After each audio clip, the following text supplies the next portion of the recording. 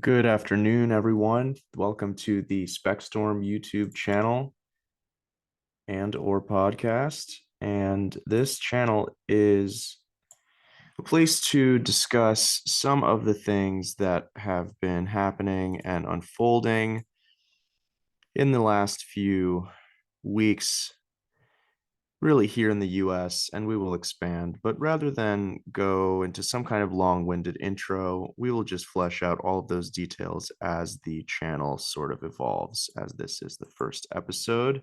Today is February 18th, 2023, and let's just dive right in. So many of you might be aware of this situation that occurred in Ohio.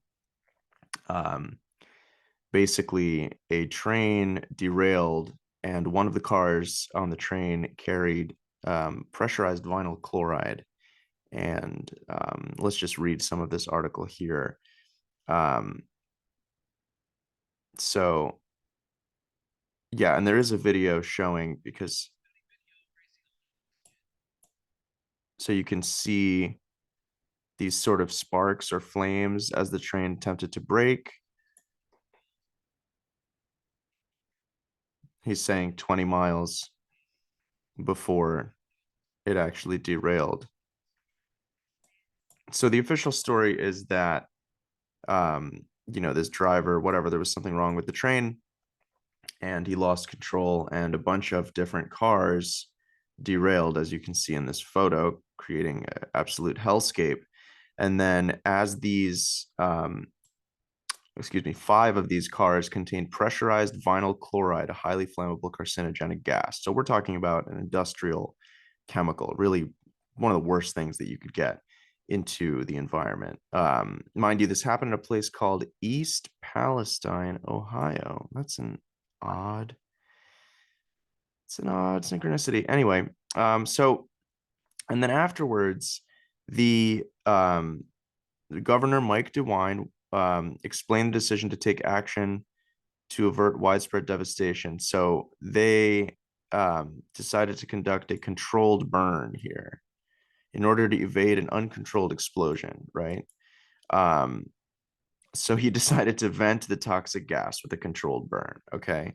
So it says, however, that operation sent large plumes of smoke containing vinyl chloride, phosgene, hydrogen chloride, and other gases into the air as the flames from the controlled burn raged on for days. Phosgene, in particular, is a highly toxic gas that can cause vomiting and respiratory trouble. The toxicity of phosphine gas is so potent that it was previously used as a chemical weapon during the First World War. Now, you can see some of this footage and really just looking absolutely horrific, like something that you would see in a movie. But of course, now we live in a movie. We've been watching all these apocalyptic and zombie movies, and there you go. So, yeah, I mean, the question is, why did this really happen? Who's responsible? What do they stand to gain? I mean, look at this just absolutely acrid smoke coming up from this thing. And that's in our environment now. I mean, at least when a volcano erupts, this is something emitted by nature. But in this case, I mean, what on earth? You're just having these plumes of just hell flames that are distributing and injecting this absolute toxicity into the air that we breathe. I'm sure it was, we had a rainstorm come through here on the East Coast, and I was at work and I commented, don't let that rain touch you, because I don't want acid rain with phosgene and hydrogen chloride in it. I don't want any of this stuff on my skin. Um, but anyway, so here we have, some people who are describing reactions of animals to this, just the gas being released into the air. We're not even talking about the water and the soil yet. So one local farmer reported the sudden deaths of many of the animals on the premises of his farm, Park Dairy. The farmer, Taylor Holzer, also works with the Ohio Department of Natural Resources as a registered fox keeper. Following the disbursement of chemical agents into the air from the controlled burn, many of the foxes on Holzer's farm experienced fatal effects from the air quality surrounding the area. Out of nowhere, he just started coughing really hard, just shut down, Holzer recalled to local media outlet WKBN 27 News. This is not how a fox should act. He is very weak, limp. His eyes are very watery and weepy. Smoke and chemicals from the train, that's the only thing that can cause it, because it doesn't just happen out of nowhere, he added. The chemicals that we're being told are safe in the air, that's definitely not safe for the animals or people. So again, I mean, really evidence abounds. This is a video of dead fish in the river, local watershed, just floating on top of the water here. And so, I mean, really, really destructive environmental effects. There's many videos. You can do your own research here and just check out some of this stuff. But the local residents did a good job of demonstrating just how devastating these effects were. Just so going through, I'm not going to dwell on this too long. So Amanda Brashears, she had some chickens. Oops. No, we don't want Twitter. That's the last thing I want. God damn it. So all the smaller animals are dying right away. It'll probably take humans a little bit longer, but this stuff is being released into our environment. So there's a lot, this is the watershed area, right? So this is all of the sort of immediate risk once it contaminates the water. And then, also linked is just really a huge watershed area of the central United States and plains, and some of this eastern Ohio Valley stuff. So moving on, though, there was another derailment in Michigan. So this article is from Thursday, February 16th. This article is from February 14th, which is the day after. So the event actually happened on the 13th, 2-1-3-2-3. And then you had, so the one in Michigan did not involve any toxic gases, but you again have, whereas seemed like there were really none of these train derailments happening. And then we have 1, 2, 3, 4. Okay, within days of each other. I mean, if that doesn't, pique your curiosity or get your attention, then I don't know what to tell you. So we've got Texas and South Carolina. The driver, actually, I don't think that was this one. But again, we have these train cars stacked up, right?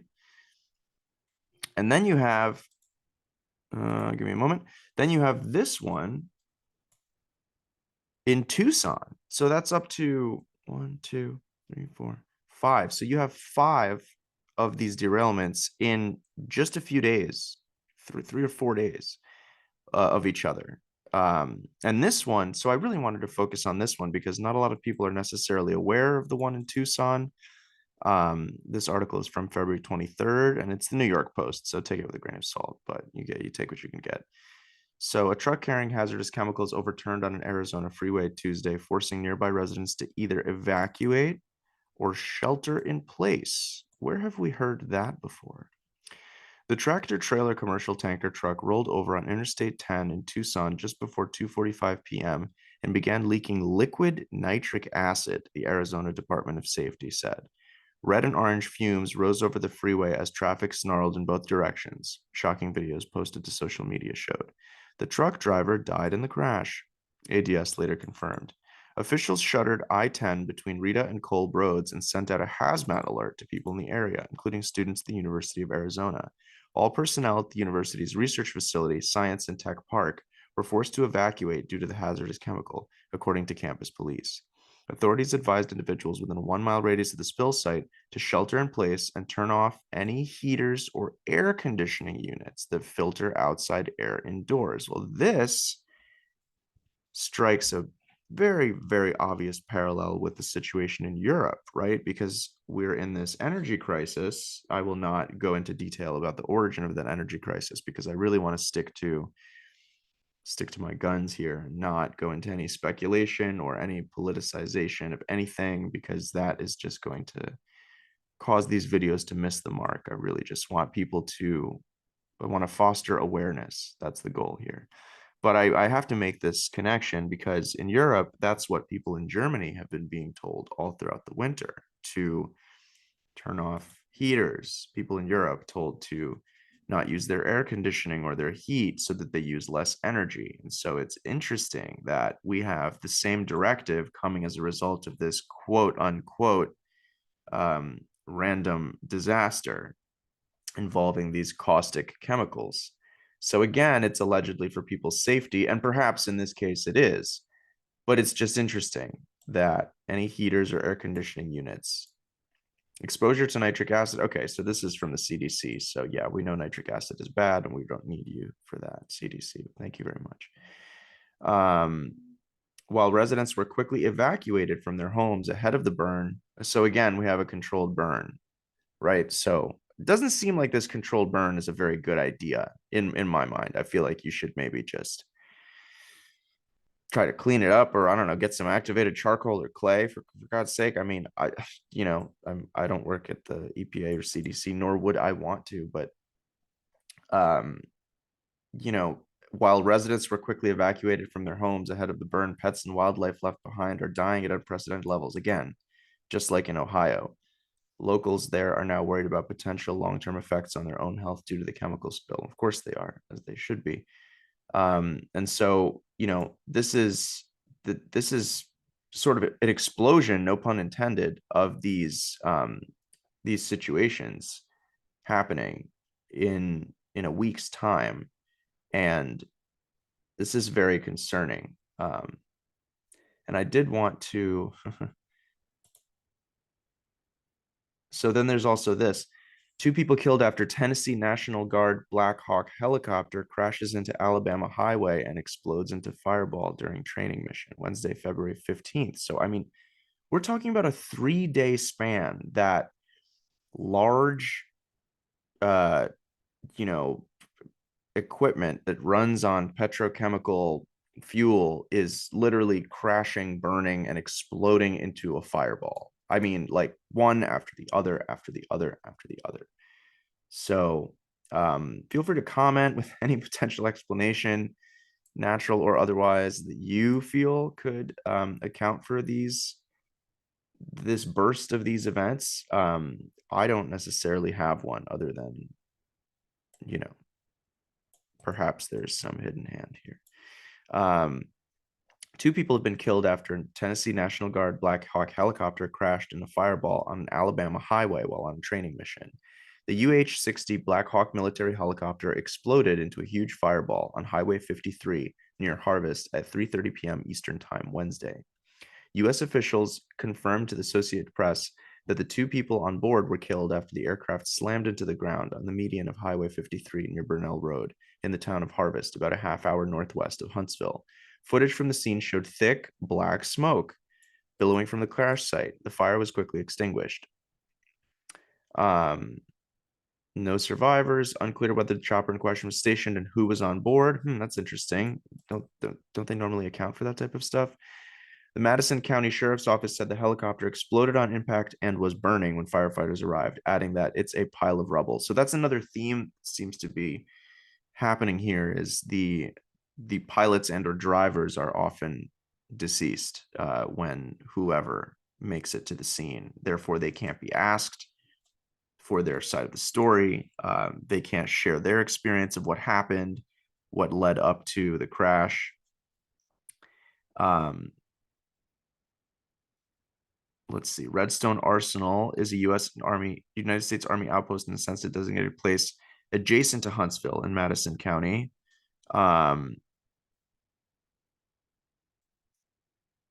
Okay, that's not interesting to me, so there's no reason to read that.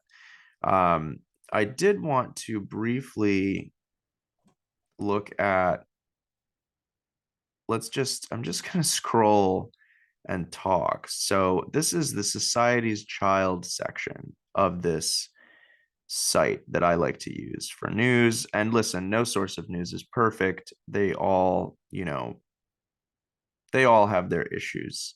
But I like this site because it's very frequently updated, and you certainly are not going to see this stuff on CNN or Fox. I don't know about Fox. Fox is getting kind of weird, but so I'm just going to scroll and sort of narrate. It's almost as if something maybe is happening, because something that I've noticed is these types of crazy attention grabbing events. Mind you, if you live near one of these sites, by God, yes, pay attention, do whatever you need to do. If you need to evacuate, evacuate. Just, be aware of chemicals in your environment. But as for the rest of us, this is important.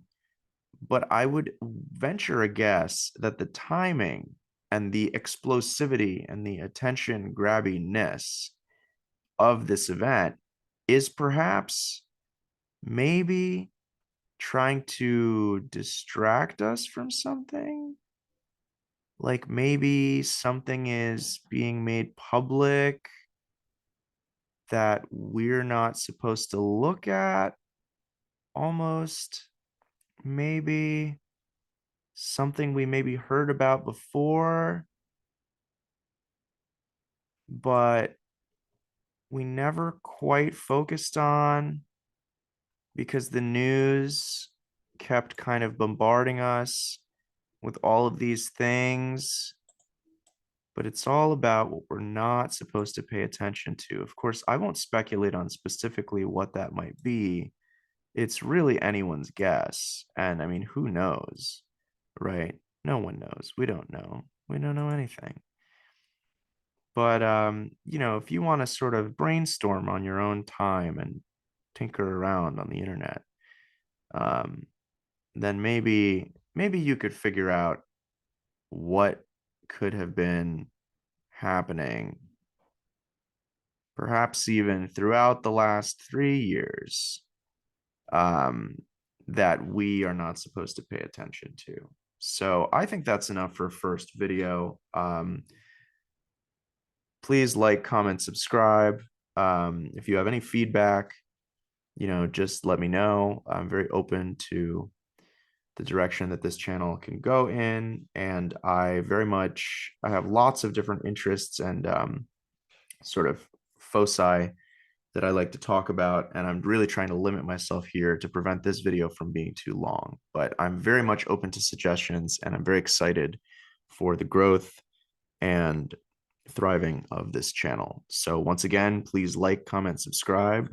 And yeah, this is Specs signing off.